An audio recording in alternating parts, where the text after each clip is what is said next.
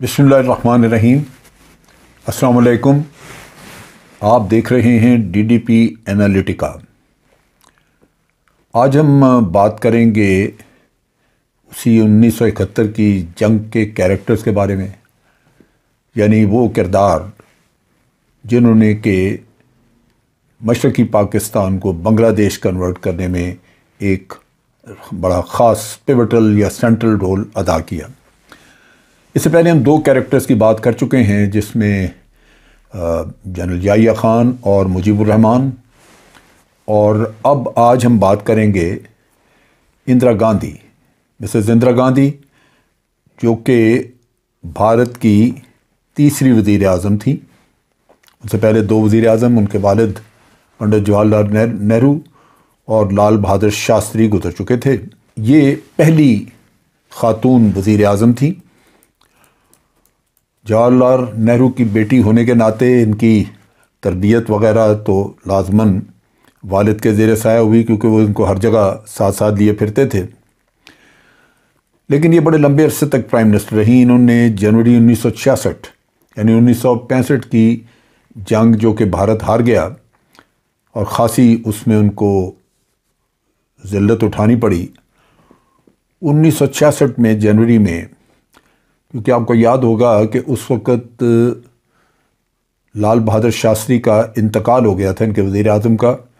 वो जो माहिदा, ताशकंद माहिदा होना था, वहाँ पे माहिदे के बाद सदमे से गालिबन उनका हार्ट फेल हुआ और फिर 1966 में इंदिरा गांधी बनी। ये 1977 तक वज़ीर आज़म रहीं, फिर दोबारा 1980 में वज़ीर आज़म बनी और फिर 1984 तक वज़ीर आज़म रहीं, जब तक कि इनको कत्ल नहीं कर दिया गया।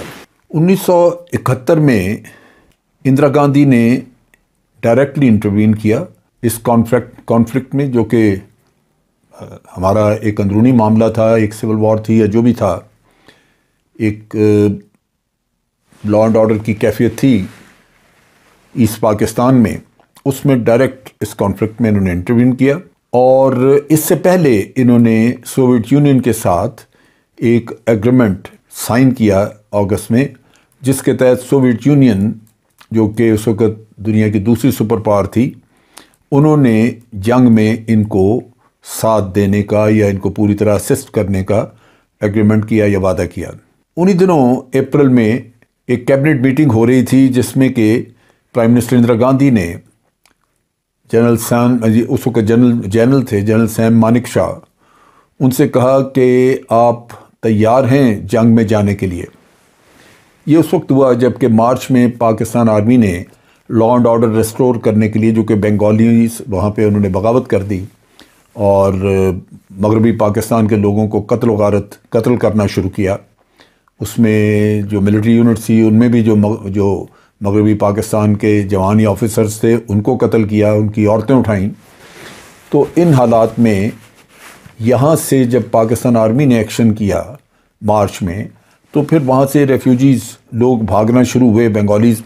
और कहा जाता है कि तकरीबन 1 करोड़ के करीब, 80 लाख से 1 करोड़ के करीब बंगालीज़ जो थे, उसमें हिंदू और कुछ बंगाली, ये लोग भाग के तो भारत चले गए। और जब भारत के पास अप्रैल के महीने तक काफ़ी रेफ्यूजीज़ आ चुके थे, तो फिर उनको शरारत सूझी और इंदिरा गांधी ने सडनली जनरल मानेकशॉ से कहा कि क्या आप तैयार हैं मशरक़ी पाकिस्तान में या पाकिस्तान के ख़िलाफ़ जंग लड़ने के लिए।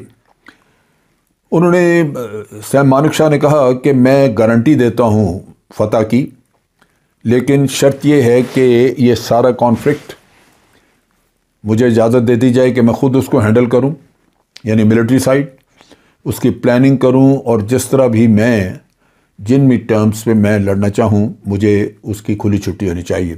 इंदिरा गांधी ने इत्तफ़ाक़ किया और इस तरह ये जंग वहाँ पे 2 तरीक़ों से जीती गई, जिसमें 3 पार्टनर, एक तो सोवियत यूनियन, जो कि बड़ा एक्टिव रोल उन्होंने प्ले किया इंटेलिजेंस प्रोविजन के लिए भी और वेपन्स इक्विपमेंट देने के लिए, बहुत लॉन्ग रेंज गन्स वगैरह, टैंक्स ये मुहैया किए फ़ौरन भारत को।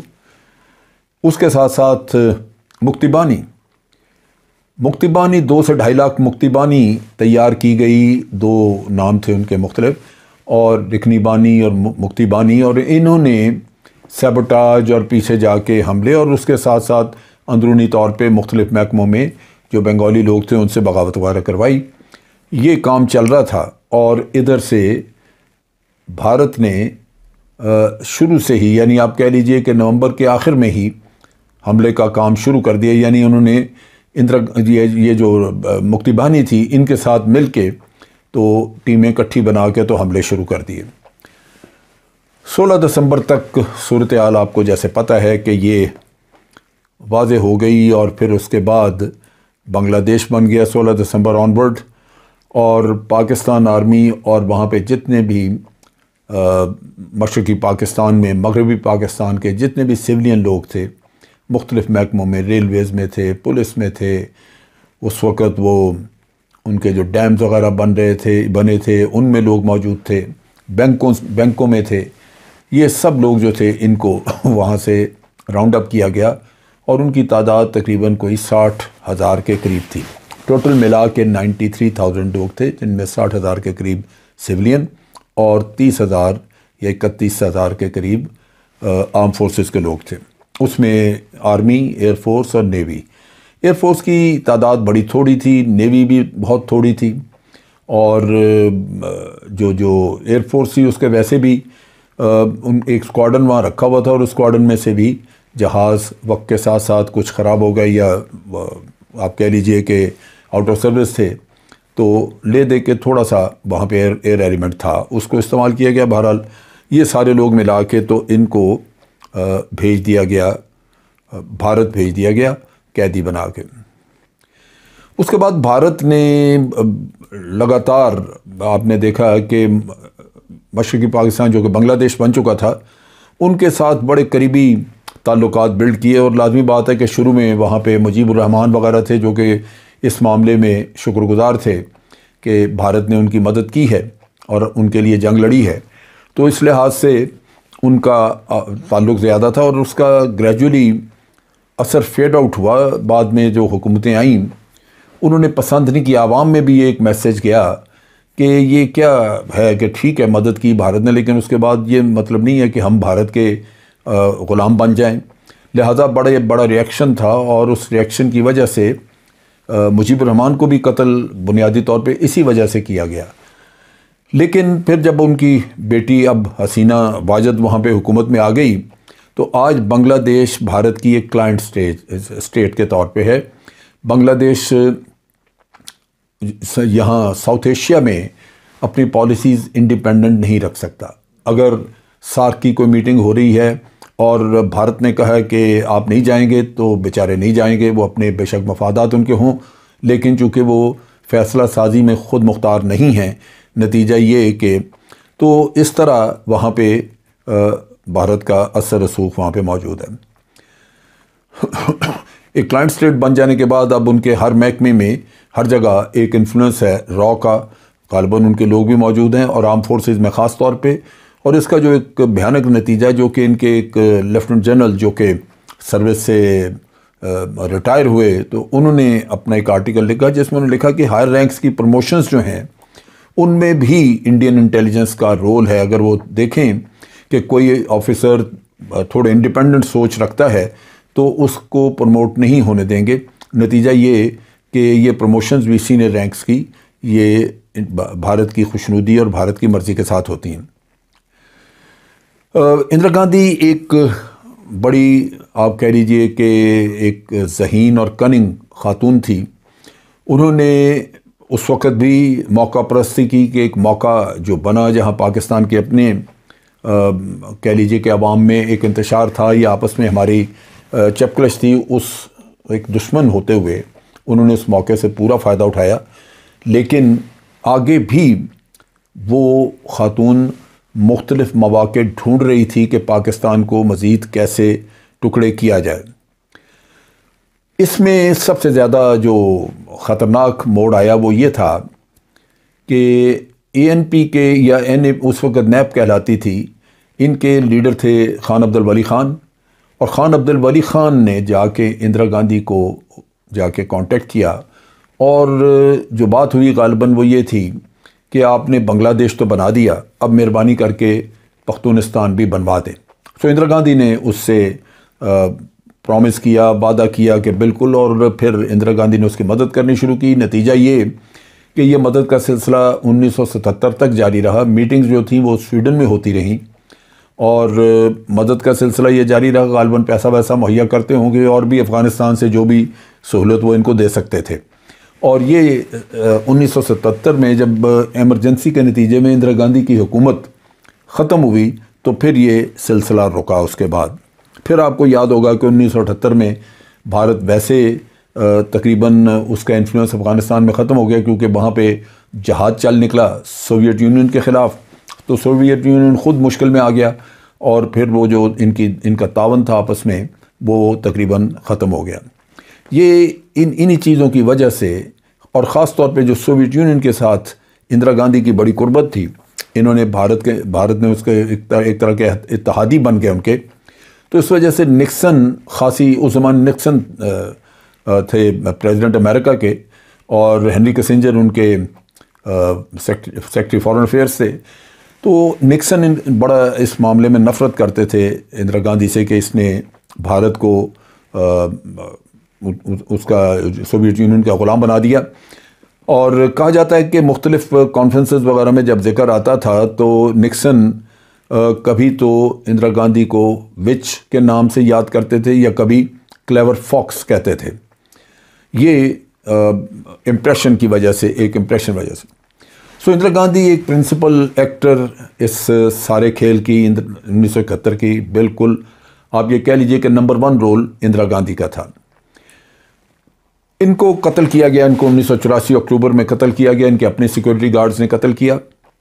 जून 1984 में इंदिरा गांधी ने हुक्म दिया कि इंडियन आर्मी जाए और जाके गोल्डन टेम्पल, जो कि सिखों का इंतहाई कह लीजिए कि मुक़द्दस एक गुरुद्वारा है और ये है अमृतसर में, इस पे हमला किया। उसमें एक्चुअली संत भिंद्रावाले, संत जरनैल सिंह भिंद्रावाले, ये उसमें मुक़य्यद थे और उनके डिमांड्स वगैरह थी जो कि पूरी नहीं हो रही थी। चुनाचे वो गोल्डन टेम्पल में बैठे, लेकिन वहाँ पे वो एक आईजी पुलिस वो अंदर कहीं आया, मेरा ख्याल है को मुज़ाकरात के लिए, तो वो इन्होंने जब वो जाने लगा वापस तो वो कत्ल हो गया। कत्ल होने पे उसकी जब तहकीक इन्होंने की तो इल्ज़ाम संत जरनैल सिंह भिंद्रावाले पे लगा दिया कि जनाब इसने मारा है। नतीजा ये कि ये ऑपरेशन ब्लू स्टार ऑर्डर दिया गया और उसके बाद इस गुरुद्वारे पे जो कि बड़ा ही मुक़द्दस था सिखों का, इस पे हमला हुआ। इसमें तोपें इस्तेमाल की गई, टैंक्स इस्तेमाल किए गए और इसको गुरुद्वारे को बिल्कुल तबाह व बर्बाद कर दिया गया। ये इतना ज़्यादा डैमेज हुआ, इसका अकाल तख्त जो कि बहुत ही मुक़द्दस समझा जाता है वो भी बिल्कुल तबाह हो गया और इतना ज़्यादा डैमेज हुआ कि सिखों के उससे बहुत दिल बर्दाश्त हुए सिख। अब यहाँ पे आप देखिए कि एक इनके सिख जनरल थे शाहबाग, जनरल शाहबाग। ये जो जनरल शाहबाग था, शाहबाग सिंह, ये वो शख्स था जिसने कि मुक्ति बहानी ट्रेन की थी और ये वो शख्स था जो कि अपने इस गुरुद्वारे की ज़िल्लत और तौहीन बर्दाश्त न कर सका, लिहाजा ये भी गुरुद्वारे में इस गोल्डन टेम्पल में मौजूद था और भारतीय फ़ौज के हाथों ये मारा गया। तो आप सोचिए कि इसका अंजाम वहाँ खुद से इंदिरा गांधी के अंजाम से पहले ही इसका अंजाम वो हो गया जो कि जिसका ये हकदार था। जो भारतीय एनालिस्ट जिसमें कि कुलदीप नैयर शामिल हैं, वो कहा करते थे कि अपने मारे जाने से पहले इंदिरा गांधी ने बहुत दफ़ा पहले कहा कि वो लोग मेरे पीछे लगे हुए हैं, मुझे वो ज़िंदा नहीं छोड़ेंगे, मुझे मार देंगे। लेकिन उन्होंने कभी ये वाज़े तौर पे नहीं कहा कि वो कौन लोग हैं, क्यों मार देंगे, लेकिन लगता ये है कि ये एक नफ्सियाती दबाव उनके ऊपर आ चुका हुआ था इस वजह से कि एक घिनौना जुर्म किया हुआ था कि इतने मुक़द्दस मकाम को जब उन्होंने तबाह बर्बाद किया तो लाजमन एक नफ्सियाती दबाव अंदर के ये मैंने जुर्म तो कर दिया है, अब जिन लोगों के मज़हब की तौहीन हुई है वो लाजमन इस चीज़ को अच्छी तरह तो नहीं देखेंगे, वो बदला लेना चाहेंगे। नतीजा ये हुआ कि इंदिरा गांधी के अपने जो बॉडी गार्ड थे उसमें एक सतवंत सिंह था, दूसरा बेअंत सिंह था। इन लोगों ने मौका पा के तो सुबह के वक्त ही इंदिरा गांधी को उसके अपने ही घर में सर्विस वेपन्स जो उनके पास थे उनको इस्तेमाल करते हुए, इनका जो प्राइम मिनिस्टर हाउस है वो 1 सफदरजंग दिल्ली में है, उसमें ये लॉन में गालिबन वॉक कर रहे थे कि वहाँ पे उन्होंने गोलियां मारी और तकरीबन एक ने गालिबन 30 गोलियां चलाई और दूसरे ने भी कोई 4-6 गोलियां चलाई। इस तरह कोई 34-35 गोलियों के निशान मौजूद थे और इंदिरा गांधी का यहाँ ख़ात्मा कर दिया गया। ये था वो ब्लू स्टार का नतीजा। इसके बाद सिखों ने बगावतें वगैरह भी की, मुख्तलिफ जगहों पे, मुख्तलिफ यूनिटों में, आर्मी में बगावत हुई, क्योंकि इसके नतीजे में बेपनाह सिख मारे गए। दिल्ली में ख़ास तौर पर कहा जाता है कि दिल्ली में, सिर्फ दिल्ली के अंदर ही को 3000 के करीब सिख मारे गए, उनमें बच्चे भी शामिल थे और उनकी औरतों की इस्मतें भी लूटी गईं। ये वो चीज़ थी जिसने सिखों के दिल में नफ़रत पैदा की और उसके बाद फिर खालिस्तान की तहरीक जो है वो ज़ोर पकड़ी। इंदिरा गांधी के बाद उसके बेटा संजय गांधी, ये उसी ज़माने में जब इंदिरा गांधी प्राइम मिनिस्टर थी तो ये वहीं पे दिल्ली में एक जहाज़ उड़ाते हुए 1980 में इसका क्रैश हुआ और ये लड़का यंग, जो कि एक वारिस के तौर पे देखा जा रहा था कि अब इंदिरा गांधी अगर प्राइम मिनिस्टर नहीं रहती तो फिर ये भारत का प्राइम मिनिस्टर होगा, और उसको उसी तरह तैयार किया जा रहा था। तो फ्लाइंग करते हुए वो कोई करतब शर्तब कर रहा था एरोबेटिक्स के, जहाज़ उसका क्रैश कर गया और ये बहुत ही जवानी की मौत मर गया, बहुत जवानी में। इस शख्स के अपने जुर्म थे, इसने वहाँ पे भारत में जब ये इमरजेंसी लगी हुई थी तो उसमें ये बड़ा फाल था, एक्टिव थे। इन्होंने इन्फोर्स किया, स्टरलाइजेशन कैंपेन चलाई, जिसमें भारतीय मुसलमानों के पॉपुलेशन, उनकी हमेशा ये इनको तकलीफ़ रही है और कभी ये कहते हैं हिंदुओं को कि तुम बच्चे ज़्यादा पैदा करो ताकि मुसलमानों से ज़्यादा बच्चे हों, और कभी ये मुसलमानों के साथ ये जुल्म करते हैं कि उनकी स्टरलाइजेशन की कैंपेन चलाई जिसमें कि मुसलमानों की पॉपुलेशन को कम करने का एक बहाना था या वो प्लान थी इनकी। अब ये सारा काम वो उस इमरजेंसी के ज़माने में किया गया, जिस इमरजेंसी की वजह से बाद में इंदिरा गांधी को 1977 में हुकूमत छोड़नी पड़ी। इसमें बेशुमार ख़वातीन, बेशुमार फैमिलीज़ जो थीं वो उन पे हमले भी हुए, उनको तबाह भी किया और बहुत सारे इंसिडेंट्स गैंग रेप के हुए। फिर कई ख़वातीन, मुसलमान ख़वातीन जो थीं वो शर्म के मारे उन्होंने बाज़ तो रिपोर्ट ही नहीं की और बाद शायद नोटिस चले गए हों, लेकिन बड़ा जुल्म किया इन लोगों ने। उसके बाद संजय गांधी, जो कि इंदिरा गांधी के मारे जाने के बाद फ़ौरन ही उसको, अगले दिन ही उसको प्राइम मिनिस्टर बना दिया गया। और प्राइम मिनिस्टर बन के तो ये एक, आप कह लीजिए, क्योंकि ये एक ट्रस्ट था इंदिरा गांधी का यही कि सिर्फ उनकी अपनी फैमिली में ही इक़्तिदार रहना चाहिए, वरना तो संजय गांधी तो लीडर नहीं था, वो एक पायलट था, कमर्शियल एयरलाइन में पायलट था वो और जहाज़ उड़ाता था। लेकिन यहाँ फौरी तौर पे ख़ानदान का एक, आप कह लीजिए कि एक चश्मो चराग होने की वजह से कि आगे उसी के पास जानी चाहिए हुकूमत, तो उसको फ़ौरन पहले सियासत में और फिर उसके बाद उसको वज़ीर आज़म, यानी सियासत में तो उसको ले आए थे संजय गांधी के इंतकाल के बाद। तो राजीव जो है वो संजय गांधी के इंतकाल के बाद सियासत में आया, थोड़े अरसा सियासत की, उसके बाद अपनी माँ के इंतकाल के बाद वो वज़ीर आज़म बन गया। लेकिन आप देखिए कि उसका अंजाम भी यही हुआ। उसने वो छठा प्राइम मिनिस्टर था बना इंडिया का, लेकिन 1991 में वो एक धमाके में मार दिया गया। खुद सुसाइड बॉम्बिंग थी, सुसाइड अटैक था उसके ऊपर और उसमें उसको ख़त्म कर दिया गया। आज इंदिरा गांधी के ख़ानदान का नामो निशान पीछे सिर्फ राजीव गांधी के आगे राजीव गांधी का बेटा राहुल गांधी वो मौजूद है। कांग्रेस को वो लीड कर रहा है, लेकिन वो बेहैसियत है और उसको वो दरबदर है, बेहैसियत है। वो औलाद है एक गैर मुल्की माँ की, यानी राजीव गांधी की इटालियन बीवी से वो लड़का है, 2 बच्चे थे, प्रियंका और राहुल गांधी। लेकिन वो कोई अपना पॉलिटिकल फ्यूचर बना नहीं सका, कुदरत को मंजूर नहीं। तो लगता यही है कि ये जो नेहरू डायनेस्टी है इसका ख़ात्मा हो गया। अब ये जो दरबदर फिर रहा राहुल गांधी, अगर इसके चांसेस आगे नहीं, और नहीं है उसके आगे इक़्तिदार में आने के, क्योंकि जो हिंदुत्व का जो चक्कर चला उससे हिंदू मेजॉरिटी वोट कभी भी राहुल गांधी को नहीं मिलेगा, वो हमेशा मोदी या बीजेपी को मिलेगा। नतीजा ये है कि इक़्तिदार उनके हाथ में नहीं जाएगा, और ये वो अलमिया हुआ इनके साथ कि जड़ से ख़ानदान पूरा निकला।